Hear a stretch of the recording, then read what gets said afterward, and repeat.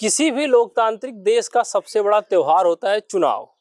ये चुनाव व्यक्ति को उसके संवैधानिक मताधिकार यानी कि वोट देने के अधिकार से परिचित कराता है, जिससे कि व्यक्ति अपने क्षेत्र की समस्याओं जरूरतों को ध्यान में रखते हुए अपने लिए एक कर्तव्यनिष्ठ, जिम्मेदार व दूरदर्शी प्रतिनिधि का चुनाव कर सके।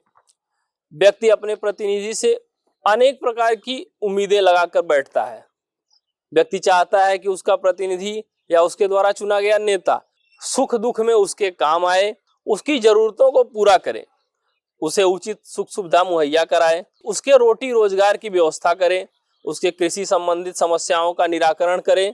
संक्षिप्त में कहें तो उस क्षेत्र के बुनियादी व आधारभूत समस्याओं के समाधान से लेकर अत्याधुनिक सुख सुविधाओं व तकनीकी के विकास करने की जिम्मेदारी ले।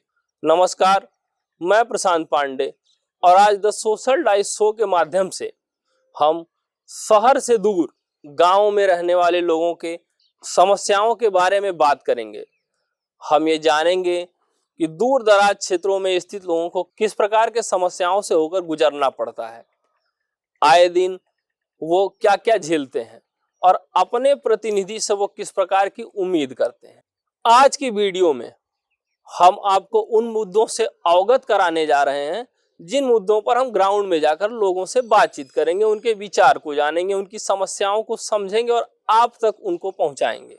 जनता की बुनियादी समस्याएं किस प्रकार की होती हैं, उसको मोटे तौर पर हम आपको आज इस वीडियो में बताने जा रहे हैं। जैसा कि आप जानते हैं, भारत गांवों में बसता है।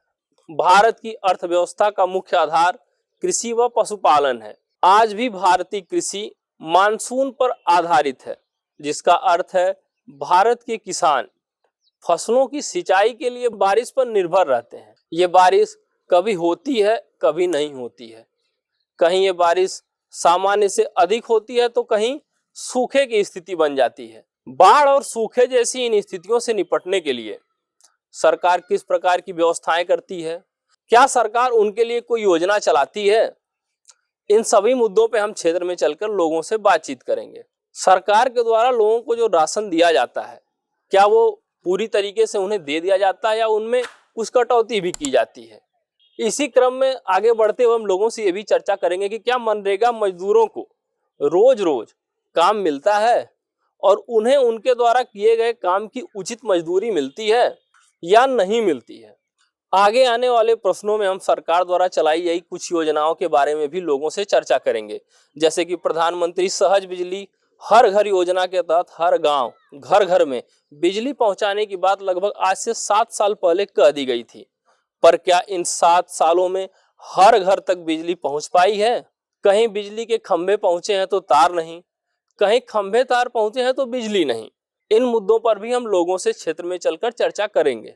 2024 तक ग्रामीण इलाकों में हर घर में नल कनेक्शन पहुंचाने के लिए जल शक्ति मंत्रालय द्वारा शुरू किया गया जल जीवन मिशन बहुत ही सराहनीय योजना है। इस योजना की कार्य प्रणाली क्या है, अर्थात इस योजना के तहत लोगों को पानी किस प्रकार से उपलब्ध कराया जाएगा?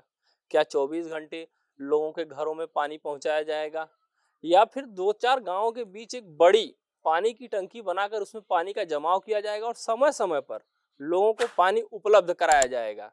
इन सभी सवालों पर भी हम चर्चा करेंगे। भारत विश्व में सबसे बड़ा शिक्षित युवा शक्ति वाला देश है, लेकिन आज देश के शिक्षित नौजवान बेरोजगार हैं। नौजवानों की बेरोजगारी का कारण किसे कहा जाए? बढ़ती जनसंख्या के साथ घटती सरकारी नौकरियों को, या रोज लीक होते पेपर को, या फिर कहीं ये शिक्षित नौजवान स्वयं ही कारण तो नहीं? क्योंकि कई बार माननीय नेताजी लोगों को कहते हुए सुना गया है कि वैकेंसी तो निकाले थे पर योग्य छात्र ही नहीं मिले। इनकी बेरोजगारी का कारण बिकती हुई नौकरियां भी हो सकती हैं। अगले मुद्दे पर बात कर लें तो आज के समय में जब महिलाओं की भागीदारी प्रत्येक क्षेत्र में बढ़ती चली जा रही है, लेकिन शिक्षा व रोजगार के क्षेत्र में अपना लोहा मनवाने वाली महिलाओं की सुरक्षा में कहीं ना कहीं कमी रह जा रही है, जिस कारण आए दिन घरेलू हिंसा, बलात्कार की घटनाएं सामने आती हैं। गांव में उच्च शिक्षा प्राप्त करने के लिए छात्राओं को दूर दूर जाना पड़ता है, क्योंकि गांवों में उच्च शिक्षा संस्थानों की कमी है। तो महिलाएं चुनाव में अपने नेताजी को चुनने का आधार क्या मान रही हैं? देश में चल रही समस्त समस्याओं का असर किसानों, महिलाओं, नौजवानों, मजदूरों, गरीबों पर किस प्रकार से पड़ रहा है।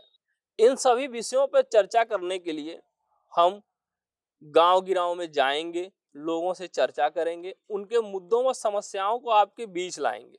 और इस क्रम में द सोशल डाइस की टीम उत्तर प्रदेश के आजमगढ़ जिले में पहुंच चुकी है। लोगों की समस्याओं व उनके विचारों को जानने के लिए आप हमारे साथ बने रहिए। धन्यवाद।